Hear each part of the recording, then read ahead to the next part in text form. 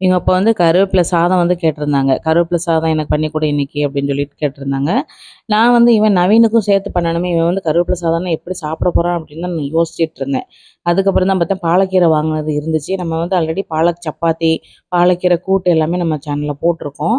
So வந்து பாலக்கீரை குழம்பு மாதிரி பண்ணி பார்ப்போம் அப்படின்னு சொல்லிட்டு தான் நான் பண்ணேன். அதாவது ஒண்ணும் இல்ல, துவரம்பருப்பு, பாலக்கீரை எல்லாம் நான் கழுவிட்டு கட் பண்ணிட்டு, பச்சை மிளகாய், வெங்காயம், ஜீரகம், புளி எல்லாமே சேர்த்துட்டு ஒரு 4 விசில் போல விட்டுட்டு அதுக்கப்புறமா தாளிச்சு விட்டு இறக்கணும் அப்படின்னா, இது வந்து சாம்பார் மாதிரி இல்லாம, அந்த பாலக்கீரை கூட்டு மாதிரி இல்லாம, டேஸ்ட் வந்து கொஞ்சம் வித்தியாசமா சூப்பரா இருந்துச்சு.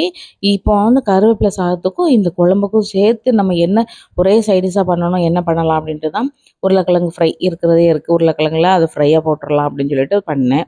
பார்த்தா இவன் வந்து கருவேப்பிலை சாதம் டேஸ்ட் ரொம்ப சூப்பரா இருக்குன்னு சொல்லிட்டான்.